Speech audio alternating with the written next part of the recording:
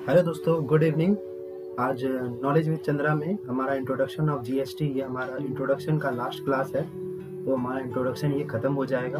उसके बाद हम लोग फिर चैप्टर वाइज कवर करेंगे। ठीक है, तो आज चलते हैं हम लोग। ठीक है, तो आज देखते हैं हमारा लास्ट जो टॉपिक बचा हुआ है इंट्रोडक्शन में, वो हम लोग करते हैं। और फोर्थ क्लास में मैंने जो बताया था इनपुट टैक्स रेट के बारे में, तो वो मैं पहले करूँगा। ठीक है, तो चलते हैं। एक मिनट रुक जाइए आप लोग। तो आइए यहाँ पे।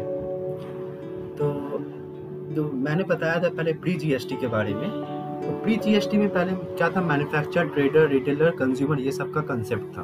ठीक है, इसमें मैंने ये भी बताया था कि भाई कैस्केडिंग इफेक्ट के बारे में, मतलब टैक्स के ऊपर टैक्स, मतलब यहाँ पे 100 रुपये के वो मैन्युफैक्चर जो सेलिंग करता था उस पर 10 रुपये एक्साइज देता था, तो 110 रुपया हो जाता था। फिर 110 रुपये पे फिर टैक्स लगता था, मतलब टैक्स के ऊपर टैक्स। तो टैक्स के ऊपर टैक्स मतलब double taxation means cascading effect पड़ता था। ठीक है, तो यहाँ पे बर्डन ज़्यादा पड़ जाते थे। कंज्यूमर को क्या होता था, कंज्यूमर को पे ज़्यादा करना पड़ता था। लेकिन अभी के टाइम पे, अभी जो जीएसटी के आने के बाद, ठीक है, अब ये ऐसा हो गया रीजन, ये आ गया कंसेप्ट सप्लायर और रिसिपेंट का। तो अब देख लो, ये फिर से मैं ये कर देता हूँ। सप्लायर मान लो सेलिंग प्राइस 100 रुपया है, इसमें उसने जीएसटी लगाया मान लो 10 रुपये, 10%। तो कितना हो गया जीएसटी, उसको कितना देना पड़ेगा, 10 रुपये। तो ये 100 और 10 रुपया, तो 110 रुपया कॉस्ट हो गया। कॉस्ट कितना हुआ, 110 रुपया। अब रिसिपेंट भाई ये खरीदने आता है तो कितना में खरीदेगा, ये 110 में ही ना खरीदेगा।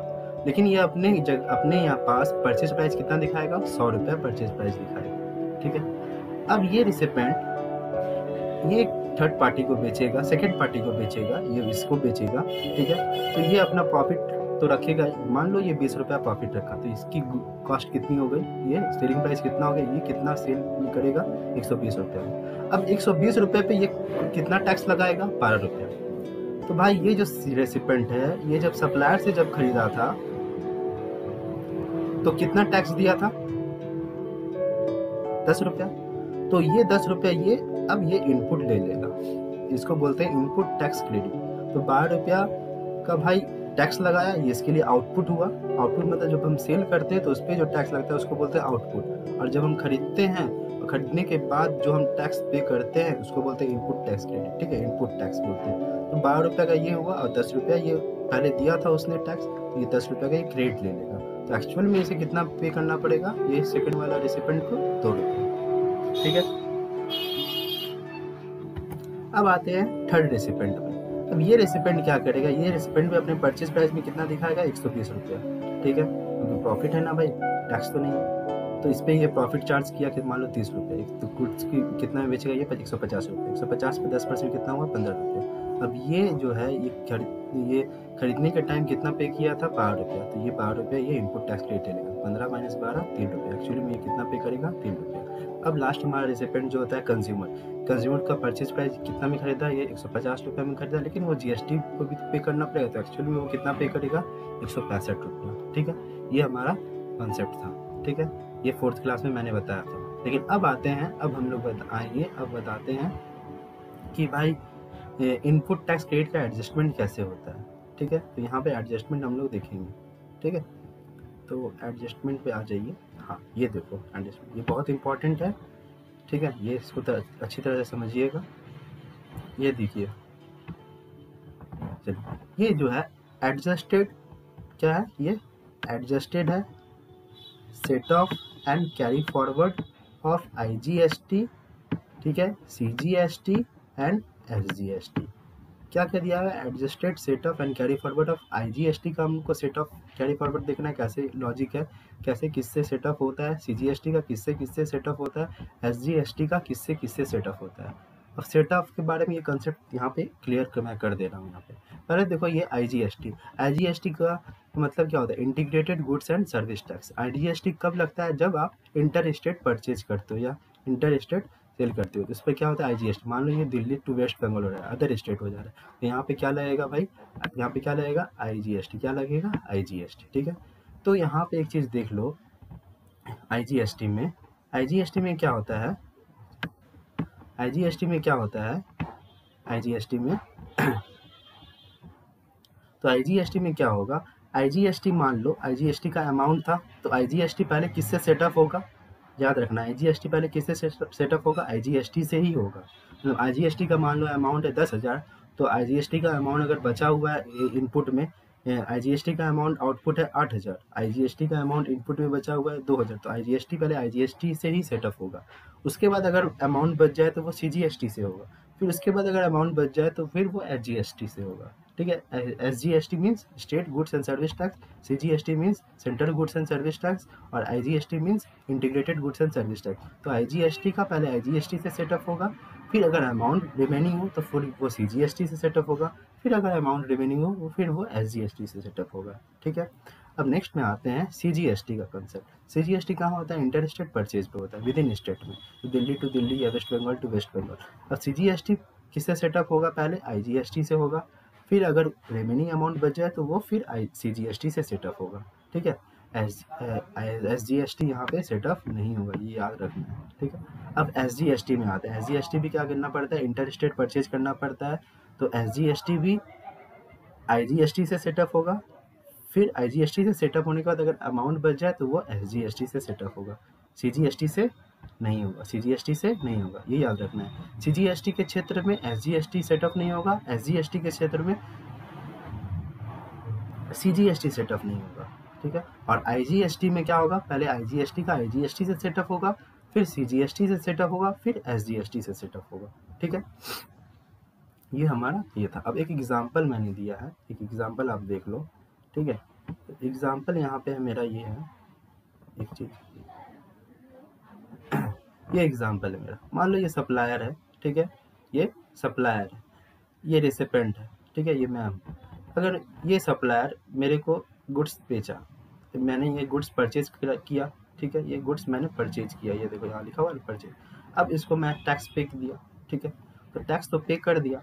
अब मैं ये गुड्स रख लिया, इस पे मुझे क्या मिलेगा, इस पे मान लो मुझे इनपुट टैक्स क्रेडिट मिला। अगर जब मैं इसको टैक्स पे किया था तो कितना पे किया था भाई, जीएसटी पे किया था 5,000 और एसजीएसटी पे किया था 5,000, अपने इसको सप्लायर को अपने पे किया था, तो ये मेरे लिए इनपुट टैक्स क्रेडिट हो गया।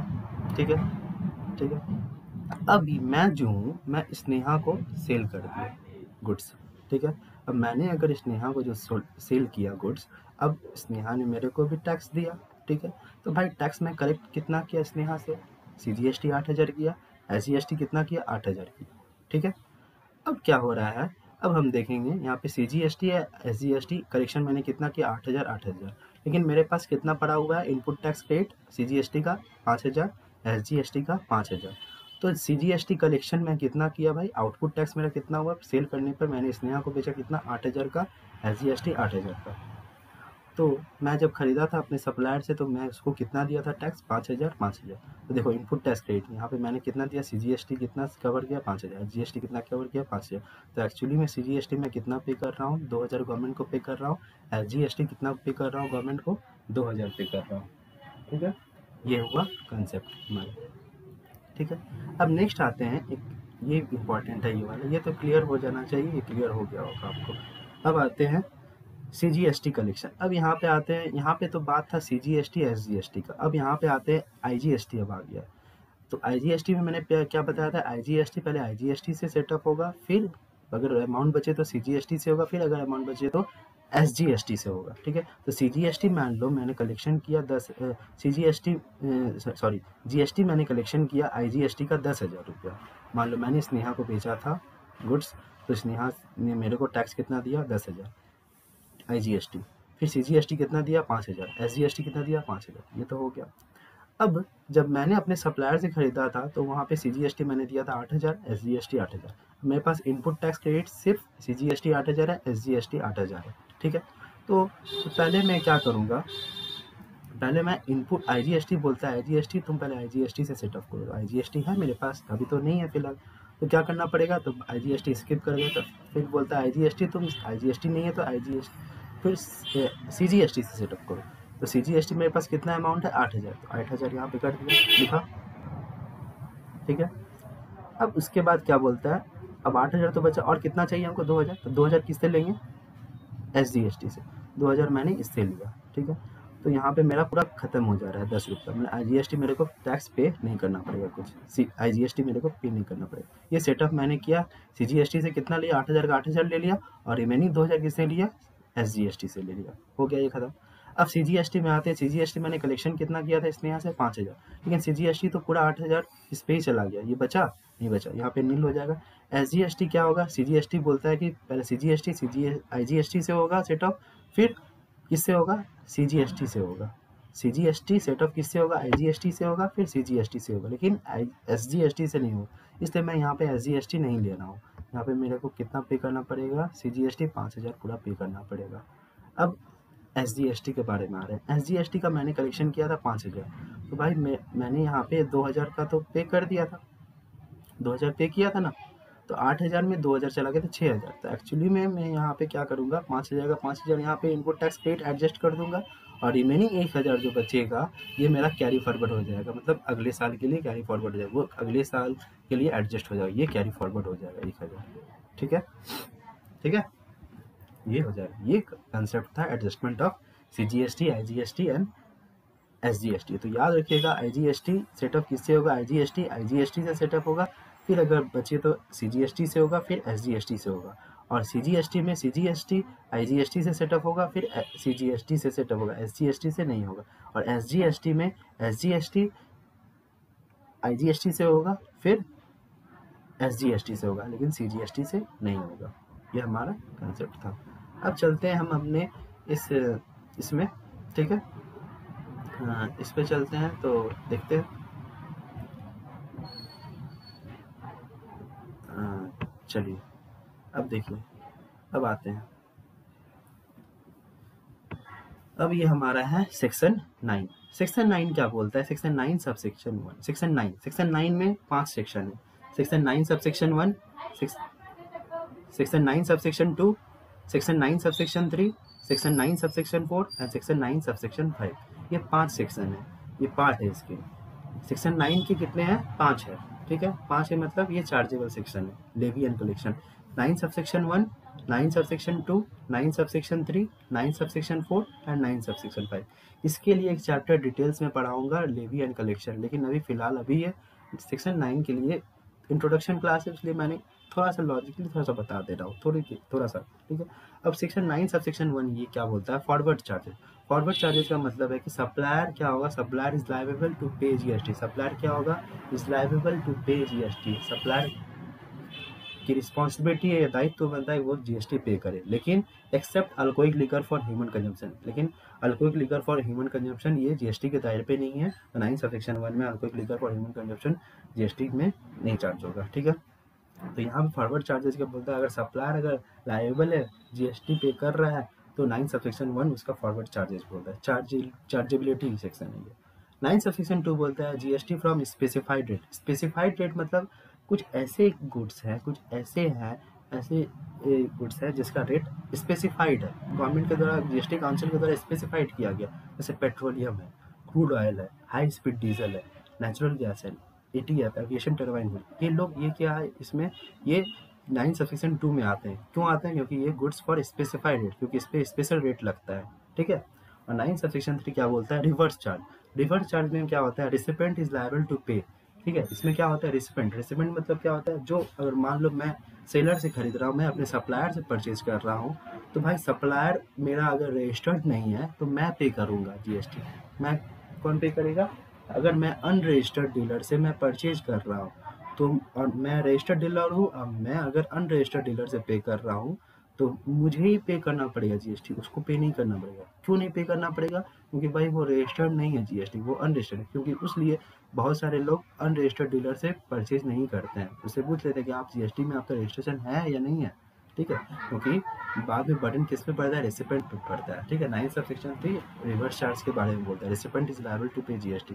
9 सब सेक्शन 4 भी रिवर्स चार्ज के बारे में बोलता है, रेसिपेंट इज लायबल टू पे, लेकिन इसमें थोड़ा 9 सेक्शन 3 में अलग है, 9 सेक्शन 4 में अलग है, लेकिन जब इसमें डिटेल्स चैप्टर में पढ़ेंगे तो उसमें बताएंगे, ठीक है। नेक्स्ट 9 सब सेक्शन 5 क्या बोलता है, specified service as notified. Specified service मतलब कुछ स्पेशल सर्विसेज है जो जीएसटी काउंसिल के द्वारा नोटिफाइड किया गया, जैसे ओला सर्विसेज होता है, उबर सर्विसेज होता है, एमएमटी मतलब मेक माई ट्रिप होता है, ये लोग क्या करता है, ये लोग भी जीएसटी देता है। तो ये जीएसटी जो देगा 9 सेक्शन 5 के तहत, ये लोग स्पेसिफाइड सर्विस में आता है, ठीक है। तो ये लाइबल है 9 सेक्शन 5 के द्वारा, ठीक है, ये जीएसटी पे करता है। तो फिलहाल ये जानो, इसके लिए हम डिटेल्स में आएंगे 9 सेक्शन 5 में क्या बोला है, 9 सेक्शन 4 में क्या बोला है, 9 सेक्शन 3 में क्या बोला है, इस पर डिटेल्स पढ़ेंगे। अभी फिलहाल ये सब जानो, ठीक है। अब नेक्स्ट आते हैं, एक है what are the test for levying GST, ठीक है। अब हम टेस्ट कैसे करेंगे कोई पर्सन का कि कब वो जीएसटी पे करे, कब वो जीएसटी का उसके ऊपर बर्डन आ रहा है। तो कंडीशन यहाँ पे फुलफिल करना पड़ेगा। फुलफिल क्या, it is a supply. Supply मतलब सप्लाई होना जरूरी है भाई, गुड्स और सप्लाई होना जरूरी है, ठीक है। तो सप्लाई होना किसका जरूरी है, गुड्स एंड सर्विसेज का सप्लाई होना जरूरी है। गुड्स का अगर सप्लाई करोगे तब आपको जीएसटी देना पड़ेगा, सर्विसेज का अगर सप्लाई करोगे तो भी आपको जीएसटी देना पड़ेगा, ठीक है। और सप्लाई क्या होना चाहिए, इंट्रा स्टेट होना चाहिए और इंटर स्टेट होना चाहिए। सप्लाई कैसा होना चाहिए, इंटर स्टेट होना चाहिए और इंटर स्टेट होना चाहिए। और फोर्थ बोलता है supply is made by a taxable person. Taxable person supply किसके द्वारा होना चाहिए, टैक्सेबल पर्सन के द्वारा, रजिस्टर्ड पर्सन के द्वारा, अनरजिस्टर्ड पर्सन के द्वारा नहीं होना चाहिए। तो सप्लाई जीएसटी के लिए आप एलिजिबल नहीं है, ठीक है। अगर आप टैक्सेबल पर्सन है तभी आप जीएसटी दे पाओगे, ठीक है। Supply is made by a taxable person means registered person. और यहाँ पे लास्ट बोल रहा है it is not an exempt supply. Exempt supply नहीं होना चाहिए, मतलब कि जो हम सप्लाई कर रहे हैं उस पर गवर्नमेंट टैक्स नहीं लेती, एग्जाम्पशन रहता है, तो उसको बोलते हैं एग्जाम सप्लाई। तो 5 चीज़ नहीं होना चाहिए, 5 चीज़ होना चाहिए जिसमें से एक चीज़ नहीं होना चाहिए। It is not an exempt supply, ठीक है। पहला बोल रहा है इट इज़ सप्लाई, तो जरूरी है भाई। तो सप्लाई किसका होना जरूरी है, गुड्स एंड सर्विस का सप्लाई होना चाहिए। तो गुड्स एंड सर्विस का सप्लाई होगा भी तो कहाँ होगा, इंट्रा स्टेट होगा या इंटर स्टेट। इंटर स्टेट मतलब with in state, inter state मतलब आउटसाइड स्टेट। अब ये कौन करेगा, ये टैक्सेबल पर्सन करेगा। और ये टैक्सेबल पर्सन अगर करेगा तो उसको एग्जाम सप्लाई नहीं करना पड़ेगा, ठीक है, तभी वो जीएसटी देगा। नेक्स्ट आते हैं, नेक्स्ट में आते हैं एग्जाम सप्लाई। एग्जाम सप्लाई में 3 पार्ट होते हैं, non taxable supply. Non taxable supply में 5 पेट्रोलियम प्रोडक्ट, जो 5 प्रोडक्ट बोला गया, aviation turbine fuel, petroleum product, natural gas, ठीक है, पेट्रोल, ये सब 5 प्रोडक्ट जो है नॉन टैक्सेबल सप्लाई कहलाते हैं। क्या कहलाते हैं, नॉन टैक्सेबल सप्लाई। इसको हम लोग सप्लाई नहीं मानते हैं, ये नॉन टैक्सेबल सप्लाई है, ठीक है। अल्कोहलिक लिकर, ये भी नॉन टैक्सेबल है। अल्कोहलिक लिकर क्या, ह्यूमन कंजम्पशन वाला alcoholic liquor non taxable supply है। फिर nil rated supply, nil rated supply 0% होता है, जिसपे जैसे फ्रूट्स हुआ, ठीक है, सॉल्ट हुआ, ये सब नील रेटेड सप्लाई है। इस पर नील रेटेड सप्लाई में इस पर टैक्स जो रहता है 0% टैक्स लगता है। इस पर आप 0% टैक्स लगता है, इस पर आप क्या कर सकते हो, इस पर आप इनपुट टैक्स क्रेडिट नहीं लोगे, ठीक है। होल्डी एग्जेम्प्टेड सप्लाई, होल्डी एग्जेम्प्टेड कुछ ऐसे सर्विसेज होते हैं जिसपे पूरी तरह से गवर्नमेंट क्या करती है, छूट देती है, उस पर उस गुड्स एंड सर्विसेज पे जीएसटी नहीं चार्ज करती है, तो उसको बोलते हैं होल्डी एग्जेम्प्टेड सप्लाई, ठीक है।